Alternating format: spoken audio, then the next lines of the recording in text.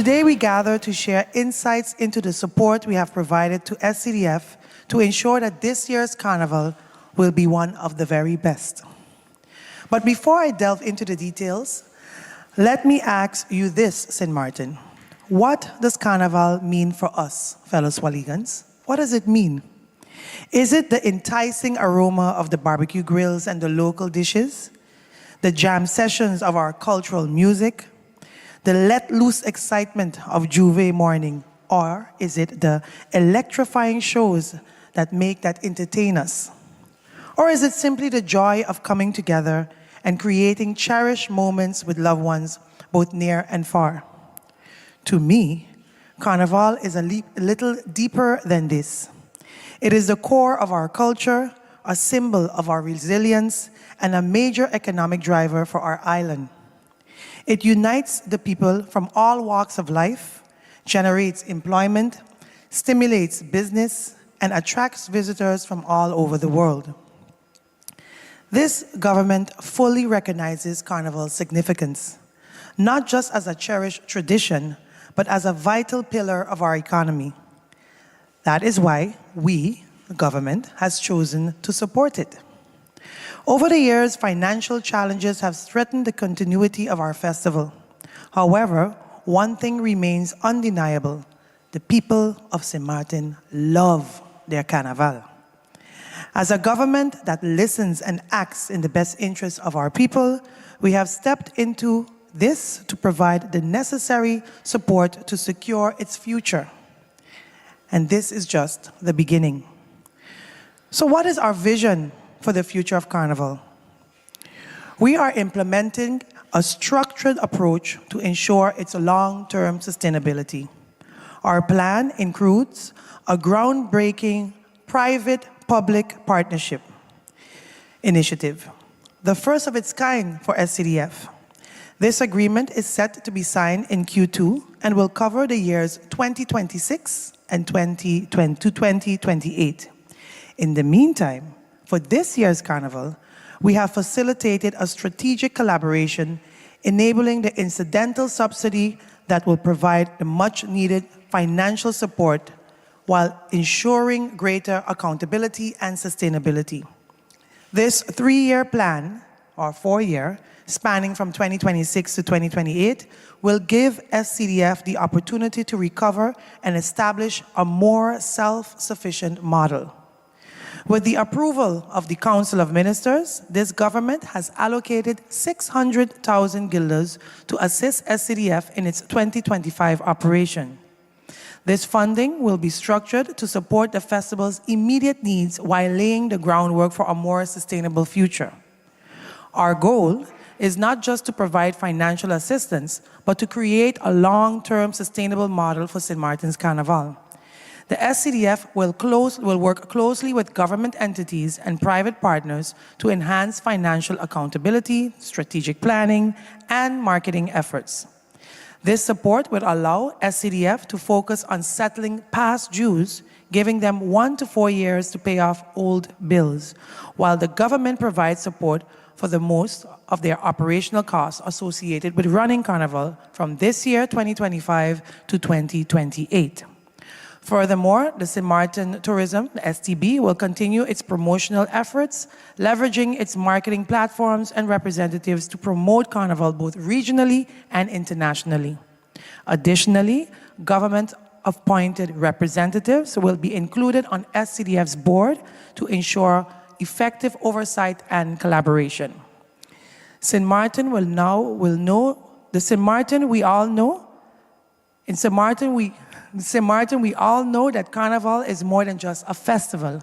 It is a movement, a celebration, a way of life. And as the saying goes, you can't stop the festival, you can't stop the Bacchanal, so guess what? You can't stop the Carnival either. So with this initiative, we're securing the future of our Carnival, ensuring the generations to come that continue to revel in its vibrance and in economic benefit, and we look forward to working together with Carnival to make it even bigger and better ever, more than ever. I now turn over the floor to the president of SCDF. We as SCDF, We'd like to thank them for coming on board and assisting Carnival the way they did.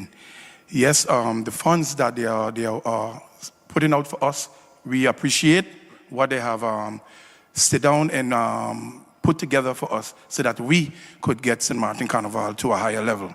Remember, St. Martin Carnival do not belong to we. It belongs to the people of St. Martin. And I would like once again to thank the government of St. Martin for a job well done in helping us in making sure that Carnival 2025 is a success. I think the minister and the president of Carnival Foundation has said it all, so I'm not going to repeat it. We are just happy. I think all of us in St. Martin should be happy that we've come to a solution. We've come to a new structure of working together. It's called a partnership, finding solution for the things that didn't go well and put forward now best practices. And that's what it is about. And myself and my entire team, plus those firms, of course, public relations in the different regions, such as the US, Canada, the Caribbean, and Europe, we will promote it. And we will bring media here to cover it as we usually do. It gives us a lot of reach, a lot of advertising and social media reach. And I believe that we, are looking forward to growing Carnival because it is the largest cultural event and it's our own. So as we start now, I think a new journey, what we need to look at is continue evolving it and make it be very effective and very successful. And I have no doubt we will do that. So I thank everyone. I thank also the minister for the solution. I'm looking forward to working together and, put out some great events.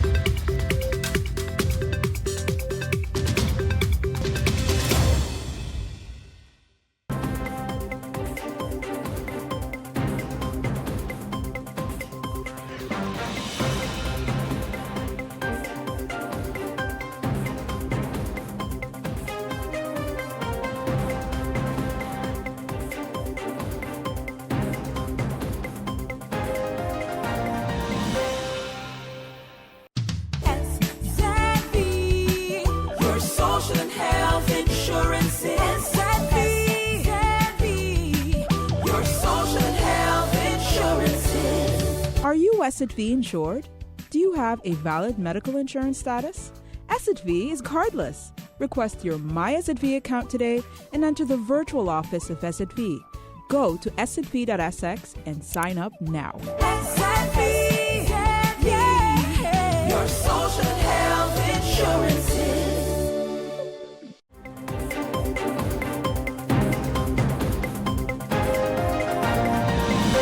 The Caribbean Gilder will officially be issued on March 31st, 2025. There will be a transition period of 3 months in which both the Caribbean Gilder and the Netherlands Antillean Gilder will be accepted as legal tender, which means you will be able to pay with both currencies during the months of April through June 2025.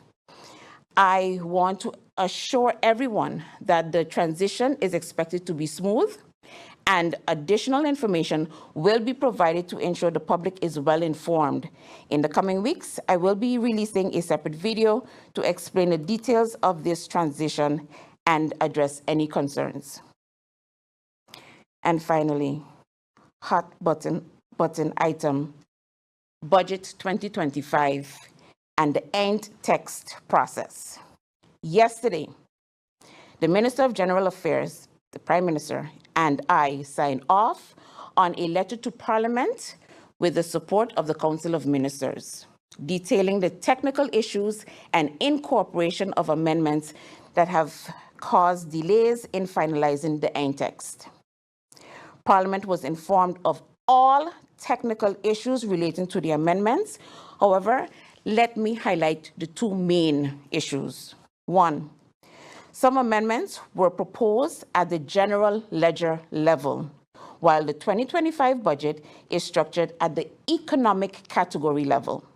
This misalignment means that certain amendments do not directly align with the budget presentation at the economic category level, which is the approved structure for Parliament's approval.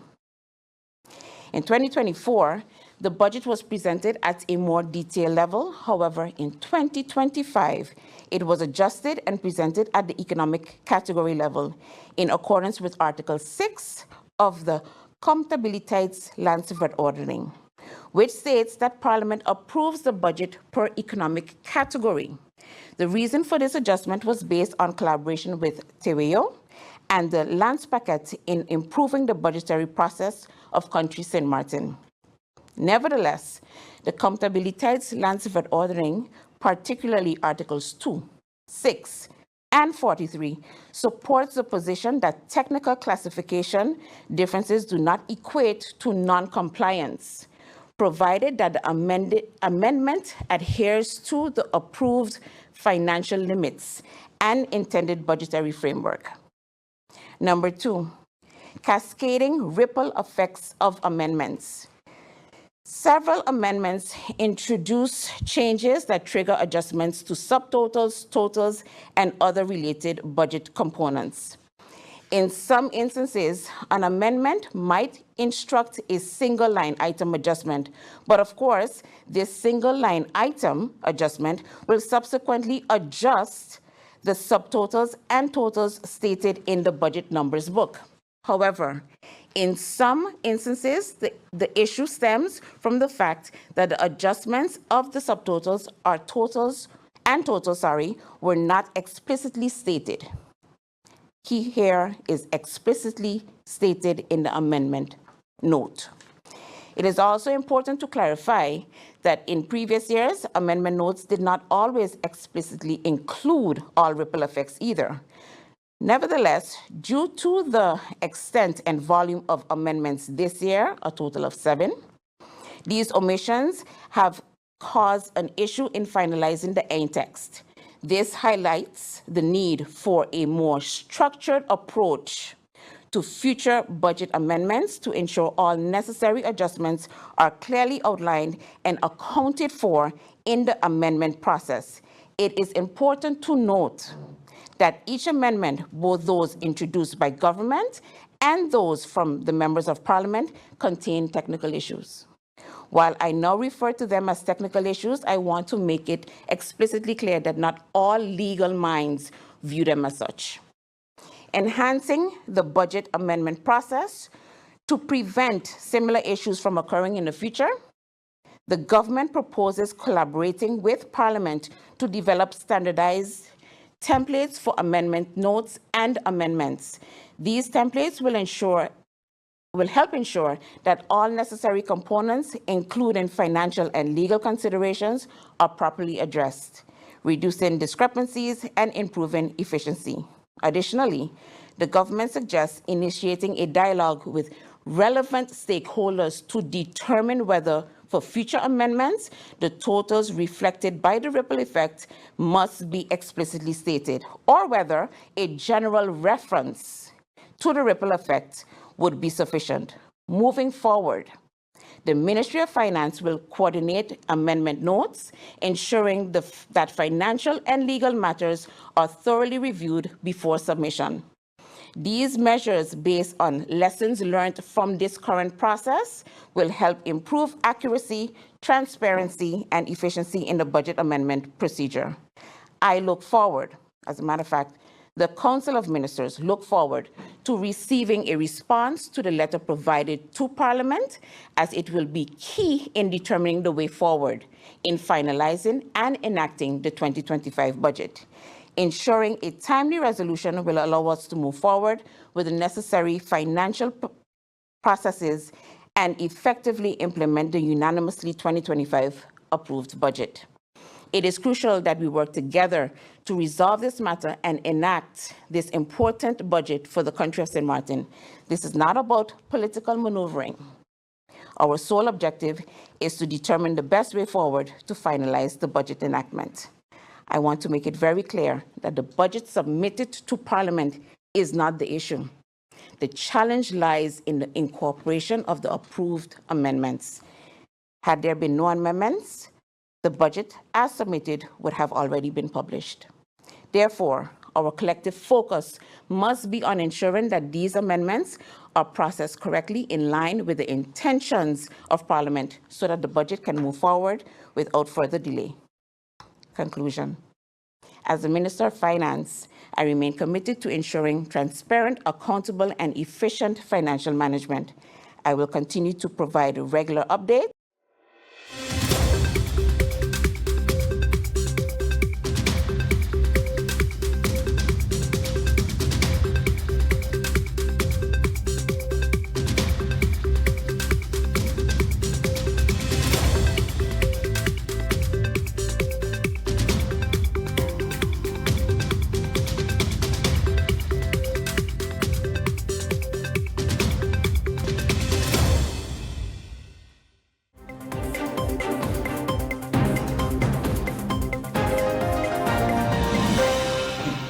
Citizens affected by decisions of government have a very hard time to get legal representation, as a lot of law firms on the island will state that they have a conflict of interest because they, for instance, in the case of developers, either defend the developers or the government. And in the case of the Westview, the government lawyer is defending the developer. So where do you go when you are affected as a citizen by decisions or inaction of government and have to pay to foot the bill for that? And you cannot find legal presentation, or you have to go outside the island and pay up to $15,000 just for the injunction. I think there's a couple different layers to this question. So it's not about kind of the basic social, the gele kaart, as we call it, or the which is meant for people under a certain threshold. So labor cases, people that have been fired, those people have a right then to free legal representation, or rather subsidized legal representation from the government. And those are called the yellow card procedures. But again, we mostly see those in labor cases. And then, of course, in criminal law, then we also provide lawyers through the government, and the so-called piquet-regeling, and all of those are paid for by the Ministry of Justice. More specifically to your question, I think this is a question of scale and a matter that has to do just with the size of the island. If we look over to Saba, which until very recently didn't even have a lawyer on the island at all, Statia has no lawyer on the island, and in that case, they work with law firms from here. Similarly, everybody that's barred in St. Martin is barred to practice in all countries within the Dutch Caribbean, so Aruba, Curaçao, Bonaire, and the BES. Aruba, Curaçao, St. Martin, and the BES. So I think that at the end of the day, those are the options if you cannot find an attorney locally, which to me also, we have quite a lot of lawyers here on this island. I think it's over 50. So then it becomes, I think a matter of maybe you just don't like the selection that you have here, but then of course you're always open to looking for an attorney that's barred to practice within the Dutch Caribbean. So you could always go to Curaçao and Aruba, and if you really couldn't find anybody, you could even find a lawyer in the Netherlands and ask the judge to admit them to handle that specific case if they could not work with a local attorney here, but technically you have to partner with an attorney here locally. So to answer the question of where you go, those are the options. If it comes to an inaction of government or a failure of government, as I say, we have the customer service of government, which is the ombudsman, and you could file a complaint there. But of course, that is of a different nature than I need to file an injunction. So I think there's the question is, what exactly are we trying to address? But I think there are options available, and maybe we can, do a better job at communicating what those options are. But hopefully, then people know where they can go now. Can I ask one follow-up question? Thank you. Sure, go ahead. During the press briefing, it's always said you can send your questions in writing, but generally we don't receive answers, and that's for the past 3.5 years that I've been working for the newspaper. Never receive answers from ministers in writing. So would we be able to send questions and get answers in writing, please? Sure. I mean, I haven't received any in writing so far, and I think Ms. Shaw knows very well that when she asks me questions, that I answer right away. And I think equally for Mr. Lee. So of course I can provide my email, and of course we can get to them. Sometimes maybe not be able to answer them as quickly as the press may want, but of course if there's a priority and an urgency to it, then we can do that. But I can't speak for my fellow ministers, but I believe that everybody has the same, at least in this cabinet, the same idea about that.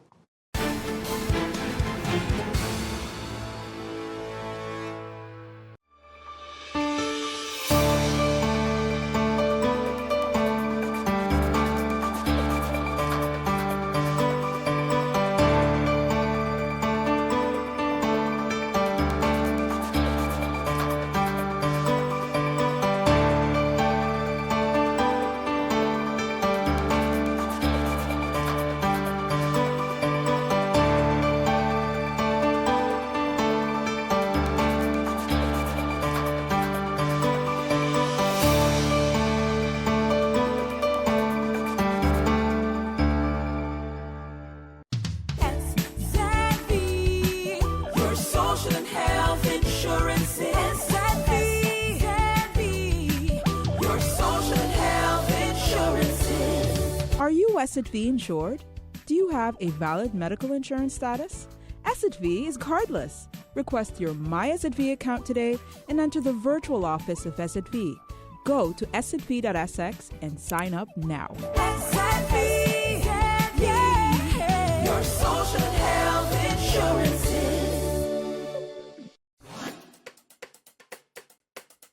It's time for a new brand that is as bold, vibrant, and colorful as the island of St. Martin, with colors drawn from our diversity, cultural heritage, and nature. Our breathtaking beaches, waters, and sun, the majestic brown pelican, our national symbol, the radiant yellow sage, our national flower, the historic border monument signifying the Dutch and French sides, our exciting cruise, yachting, and boating ports, renowned Maho Beach and St. Martin Airport, the hub to the Caribbean. All these parts come together to create the shape of the island of St. Martin. More than a logo. It's a new brand that engages, excites, and will inspire travelers to book. It's time to tell the St. Martin story, to reintroduce travelers to St. Martin, to honor our past, to embrace our present, and shape our future. Our culture and diversity, Dutch and French sides, unrivaled cuisine, twice the nightlife, entertainment, and shopping, cruises, boating, and yachting, twice the adventure, exploration, and relaxation, splendid and scenic accommodations, Pinel, Tentamar, and island hopping in the Caribbean. Whatever your taste, St. Martin has more. Experience twice the Caribbean. St. Martin.